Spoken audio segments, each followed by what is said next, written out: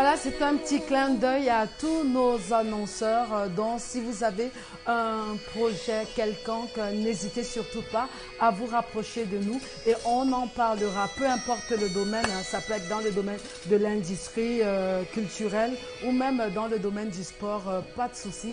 Sachant que le Cameroun va héberger la prochaine CAN dès le mois de janvier. On aura près de 24 pays, donc ça sera une grande célébration qui a même déjà commencé à prendre corps. Mais dans le cadre de votre émission, notre émission, on va tout de suite dérouler le tapis rouge à l'apôtre Paulquin et le pasteur Paulin. Ils sont déjà bien installés. Être libéré des blocages, apôtre. Oui, il s'agit de la fin de l'année que nous sommes en train, à petits pas, d'achever. Et nous voulons bien achever l'année et bien commencer l'année qui vient. Et c'est une année où nous annonçons des grands défis. Alors, nous disons déjà bonjour à chacun de vous sur le plateau. Et nous sommes là pour dire comment bien finir l'année en sortant de toute forme de blocage. Comment bien finir l'année, sachant que d'un côté, on a 40 jours de jeûne et de prière. Mais toutes ces personnes qui me regardent en ce moment se demandent bien, c'est quoi un blocage? Parce qu'on a l'habitude d'entendre parler de blocage quand on est devant un marabout ou quand on est devant un féticheur. Tout à fait. Nous venons ici parler de Jésus-Christ, celui-là qui est venu déjà pour libérer l'humanité tout entière. Et il s'agit de lui qui est capable de nous donner la réponse réelle des problèmes que nous vivons. Quand on parle de blocage, c'est toute forme de fermeture que l'ennemi cause autour de nous ou encore les agents de l'ennemi. Et nous disons ce temps où nous sommes en train de vouloir préparer chacun de vous à achever bien l'année. Nous sommes dans un temps de prière où dans la prière et criant vers notre Dieu, nous sommes capables d'arriver au meilleur résultat pour la fin de l'année. Alors c'est pour tout le monde et c'est bien Jésus qui est capable de nous apporter la meilleure solution. Mais en tout temps, on parle de la journée internationale de la Bible aujourd'hui. Oui. J'aimerais dire encore bravo à cette belle parole que nous croyons, la Bible, un livre qui a défié des décennies et qui aujourd'hui, on peut en parler encore comme un livre valorisé et validé dans notre époque et qui fait encore ses preuves dans la vie quotidienne. Alors ce jour, nous le célébrons, nous disons encore à tous les lecteurs de la Bible, bravo, j'ai suivi avec bien intérêt l'intervention tout à l'heure de Merveille, et je dis encore, la Bible est un livre qui réconcilie les peuples et le livre qui parle comment amener la joie, la paix, et s'il y a aujourd'hui ceux qui utilisent mal ce livre, on ne peut pas accuser la Bible. D'ailleurs, certains ont dit à leur époque qu'avant qu'il ne finisse, la Bible n'existerait plus. Elle a traversé des décennies. Bravo à la Bible. Et j'aimerais bien qu'en ce jour, on acclame pour ce beau livre de Dieu. Beau livre de Dieu, la Bible, on en parlera encore et encore, merveille, mais tout de suite là, on parle de ce thème, le blocage. Bien sûr, je préfère revenir sur le blocage. Moi, j'ai une question, parce que on est des humains. Et l'humain, c'est le synonyme de l'imperfection. Ça veut dire qu'on peut rencontrer des difficultés dans notre vie, généralement, dans notre quotidien.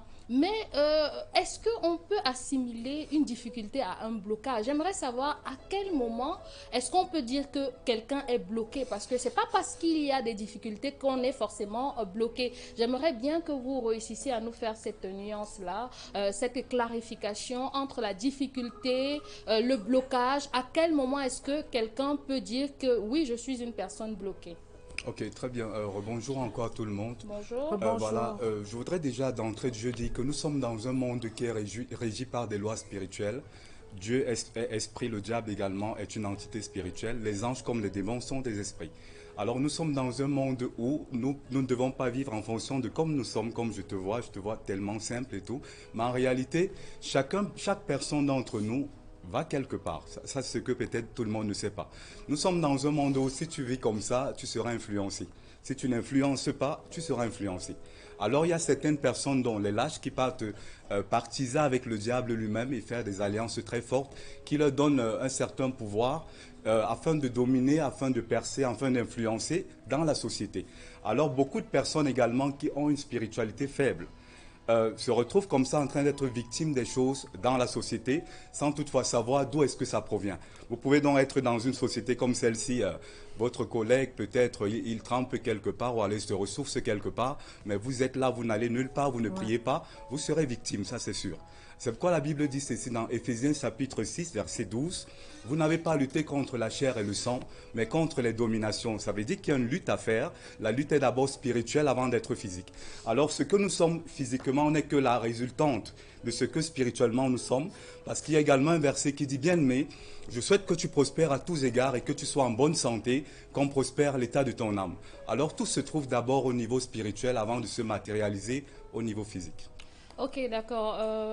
C'est vrai qu'avec l'apôtre King, j'aimerais bien revenir sur à quel moment est-ce qu'on dit que quelqu'un peut être bloqué, et j'aimerais aussi savoir les causes du blocage. Qu'est-ce qui peut pousser quelqu'un à bloquer une autre personne? Voyez, la vie est ainsi faite, on va le dire comme ça. On est jaloux de vous, merveille, pas parce qu'on a un problème, simplement parce que vous êtes talentueuse et puis les gens porteraient à faire des choses pour vous empêcher d'aller de l'avant. La vie est portée à avoir des personnes qui vont d'ailleurs vous ensorceler, pas forcément parce qu'elles vous connaissent, mais parce qu'elles veulent vous nuire. Alors aujourd'hui, on est dans un monde, comme le pasteur Paulin le disait, où il y a beaucoup de choses, des facteurs qui peuvent porter à ce que les gens vous mènent une bataille sans le vouloir d'ailleurs. Et malheureusement, certains se disent, je veux me cacher et qu'on ne puisse pas me toucher. Allez vous cacher, on va vous chercher. Donc aujourd'hui, parlant de blocage, il y a beaucoup de sources. Des sources qu'on va chercher par nous-mêmes, par des alliances qu'on pose avec le monde ténèbres, disait le pasteur Paulin, ou encore des choses que volontairement les gens font pour nous empêcher d'aller de l'avant. Alors pourquoi cela? Allez bien demander au cœur des hommes. Le cœur de l'homme est méchant par-dessus toute chose.